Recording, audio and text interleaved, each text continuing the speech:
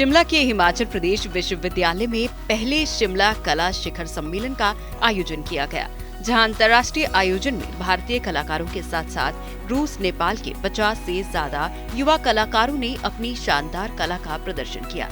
जहां हिमाचल में विदेशियों को अलग अलग संस्कृति और कलाकृति के नाम देखने को मिले। दरअसल इस 3 दिवसीय कार्यक्रम के जरिए भारत समेत अन्य देशों के कलाकारों की कला को एक ऐसा मंच देने की कोशिश की गई, जिससे कला के सीमित दायरों को बड़े स्तर पर लाया जा सके। इस आयोजन को एक वार्षिक कार्यक्रम बनाने की योजना भी बनाई जा रही है।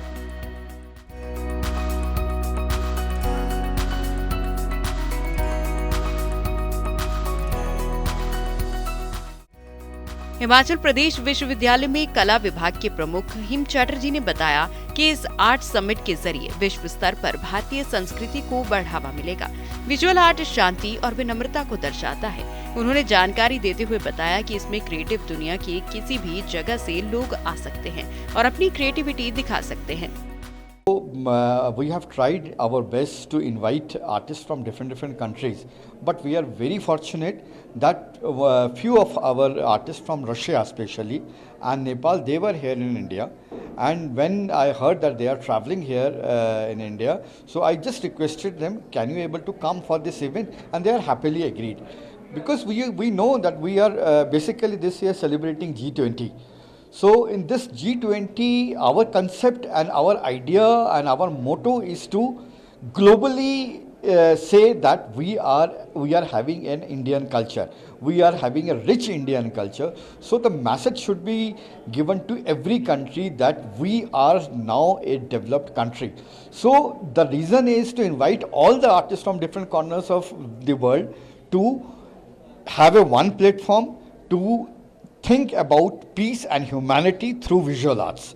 So our concept is let's join together, work together, think together, and do something creative to show the world that we are basically first of all human, and doing something creative to get together the entire world peacefully.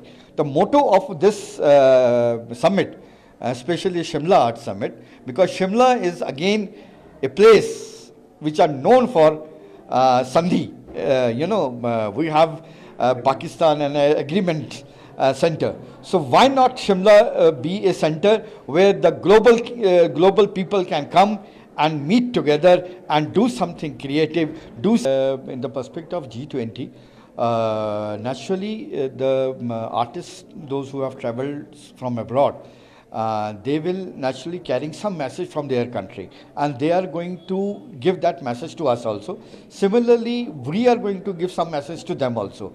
So it's a kind of a common platform where we can talk about, where we can create together, and especially our young minds, those who are still studying in the university, they will get some kind of a global message, because they are ambassador of our future. So if they can able to understand globally the impact of peacefulness and the power of creation, then this summit will be very, very successful. So I hope this is the first summit we have tried to organize within a very, very short time of period. But in future, when we will try to organize the second episode of this summit, we will try to connect with other countries also, and we will try to do much more better. रूस की एक कलाकार एलिसेवेटा तारासोवा ने बताया कि इस art summit के जरिए रूस ने ऑयल पेंटिंग की पुरानी शैली को बचा लिया है। भारत द्वारा आयोजित G20 बैठक के बीच इन कलाकारों को भारत और रूस के बीच संबंध मजबूत होने की उम्मीद है। दोनों देशों के लिए संस्कृति का आदान प्रदान करना अच्छा है और भारतीय कलाकार भी खुश हैं। ये लोगों और देशों के बीच संबंधों के बारे में अध्ययन करने और बात करने का सबसे अच्छा तरीका है। We are very excited actually, because I think it's very important to exchange the arts from people from different countries. They are coming and sharing their experience, which was developing separately, so they can open the new horizons for themselves. And we are very excited because this is one of the most breathtaking views here in India. Russia saved and conserved the culture of oil painting, and this is important for India to exchange with this Western style. India is great in the sculptures, architecture, but I think we need to be more related with Western side, because education is developing in this sense of oil painting, and Russia is good to exchange this experience. वहीं भारतीय और नेपाली कलाकारों का कहना है कि इस art summit के जरिए अन्य देशों और भारत में विभिन्न हिस्सों से आए कलाकारों को आपस में एक दूसरे की कला और संस्कृति को समझने का मौका मिलेगा।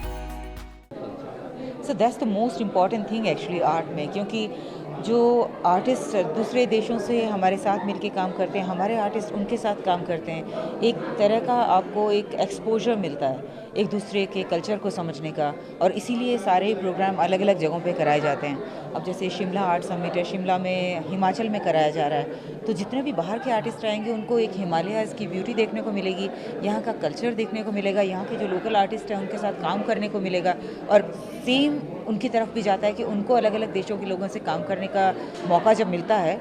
और यही जब हमारे एजुकेशनल इंस्टीट्यूट्स के साथ जुड़ा हुआ है, तो हमारे जो स्टूडेंट्स हैं उनको इससे बड़ा कोई फ़ायदा नहीं हो सकता कि उनको अपनी ही जगह बैठे हुए और बहुत सारे अंतर्राष्ट्रीय कलाकारों के साथ काम करने का मौका मिले, उनसे कुछ सीखने का मौका मिले।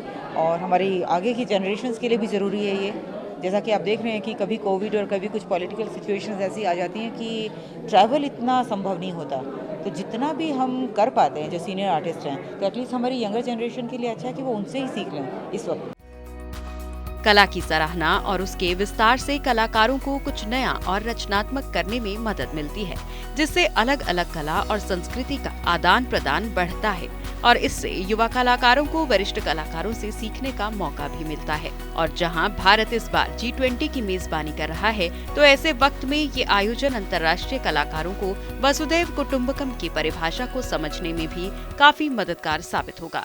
वहीं भारत के लिए पश्चिमी शैली का आदान प्रदान करना भी बेहद महत्वपूर्ण है।